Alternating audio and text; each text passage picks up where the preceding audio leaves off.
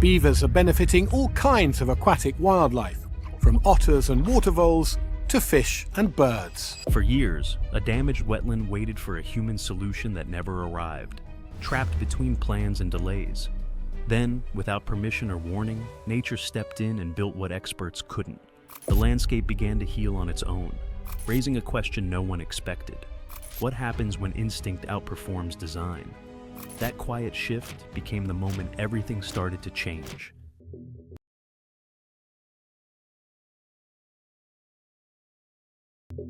The human blueprint that never materialized. For years, officials in the Czech Republic attempted to revive a damaged wetland in the Brdy region, drafting proposals, negotiating land rights, and estimating costs that hovered around $1.2 million. The vision was simple on paper, yet complex in practice, because the area had once been altered by military drainage systems that diverted water away from habitats that desperately needed restoration.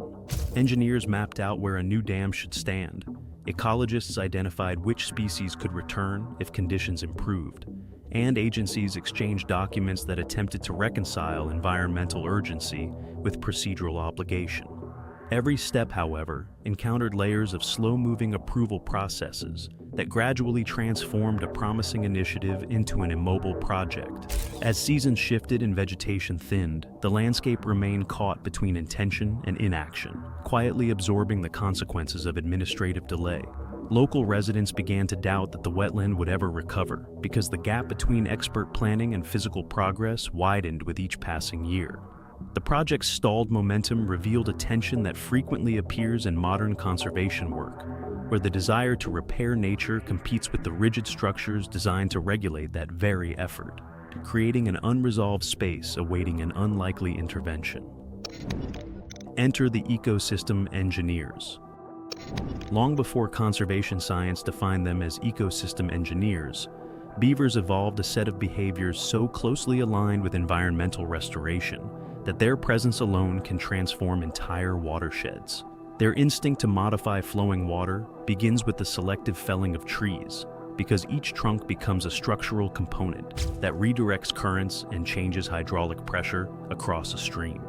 Using branches, stones, and carefully layered mud, they assemble dams with a tapered geometry that distributes weight toward the downstream face while allowing water on the upstream side to press the structure securely into place. This construction method, refined over millions of years, creates deep ponds that protect lodges with underwater entrances, shielding families from predators ranging from wolves to bears. The ponds also store food for winter, regulate temperature, and anchor a mosaic of habitats that support amphibians, insects, birds, and mammals that depend on slow, nutrient-rich waters. Unlike human engineers who assess blueprints and negotiate constraints, beavers respond directly to environmental cues, adjusting water flow through continuous maintenance that stabilizes the entire system. Their dams can last decades, and their restoration impact spreads outward as wetlands expand, groundwater rises, and plant communities shift toward species that thrive in moist soils. Scientists studying hydrology increasingly view beavers not as simple builders, but as agents capable of orchestrating ecological renewal with precision that rivals complex infrastructure projects. As the Brdy landscape remained stalled in bureaucratic limbo, the surrounding forests contained these quiet architects whose skill emerged without planning meetings, permits, or contracts. Their presence introduced a possibility that the wetland's future might hinge not on human intervention, but on the ancient craftsmanship of a species that shapes water as naturally as wind shapes sand. The moment nature took over. When the long-delayed restoration site in Brdy finally changed, it happened without announcements, contractors, or the machinery that residents had expected to signal the project's beginning. Instead, a small beaver colony quietly approached the neglected stream and began assembling a structure exactly where engineers had spent years proposing one. Over several nights, they positioned branches with remarkable accuracy, sealed gaps with silt, and shaped the flow of water until a stable pond began to rise behind their dam. Ecologists arriving on site were startled to find a functioning wetland emerging in the precise location outlined in the original plans. as if the beavers had studied the same diagrams that human agencies had spent nearly a decade discussing. Within days, frogs and invertebrates returned to the new pools, reeds softened the banks, and birds began to circle an ecosystem that had been dormant for years. The efficiency of the transformation echoed research from Washington State, where scientists documented a watershed restored 52 times faster by beavers than by a multi-million-dollar human project upstream, highlighting how instinctive construction can outperform engineered designs even when supported by funding and technical oversight. Hydrologists reviewing both examples noted that beavers initiate restoration through continuous micro-adjustments rather than discrete project phases, allowing their dams to adapt rapidly to seasonal shifts and fluctuating rainfall. In Brdy, this adaptive precision meant the landscape no longer remained suspended between aspiration and execution, because the animals filled the gap left by systemic delays with labor that required no supervision. What began as an unexpected intervention soon appeared to be a natural corrective process, revealing how a species driven by survival behaviors could achieve environmental outcomes that human institutions had failed to deliver despite time, analysis, and intention. The consequences of a beaver-built world. As the Brdy wetland continued to expand around the new dam, its transformation demonstrated how beaver construction triggers cascading ecological effects that extend far beyond the initial pool of quiet water.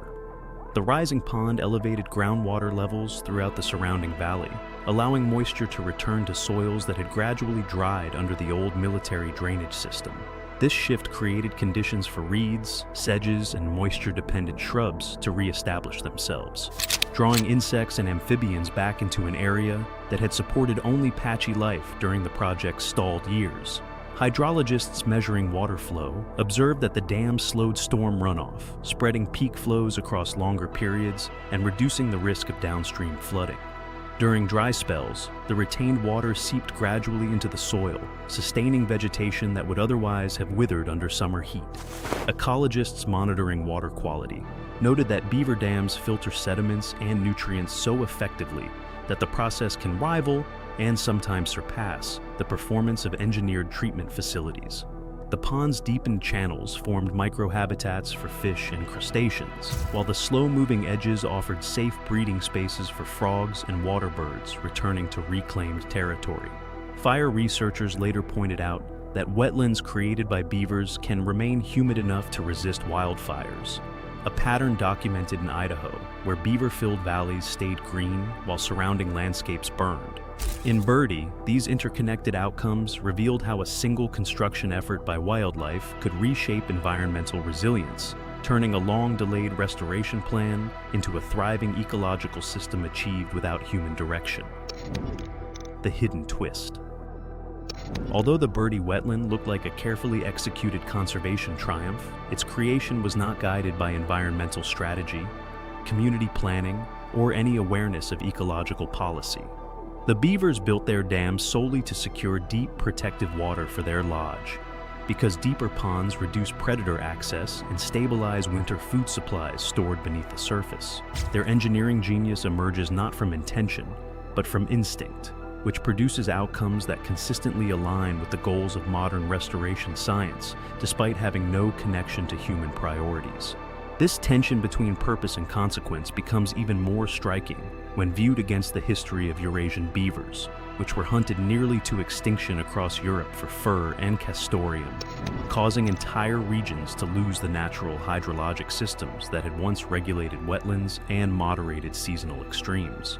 As reintroduction programs slowly returned beavers to rivers in Germany, Belgium, and the Czech Republic, ecologists observed a recurring pattern in which landscapes reshaped themselves within a few years of the animal's arrival, often restoring functions that decades of human management had struggled to re-establish. The Brdy case fits this larger story, revealing how a species acting purely for its survival can accidentally generate habitats that support biodiversity, improve water retention, and stabilize soil. The irony is that beavers do not aim to heal damaged ecosystems. Yet, their daily routines continually create conditions that resemble deliberate ecological design, offering a quiet reminder that some of the world's most effective restoration processes originate from motivations entirely unrelated to environmental recovery. What beavers reveal about ourselves.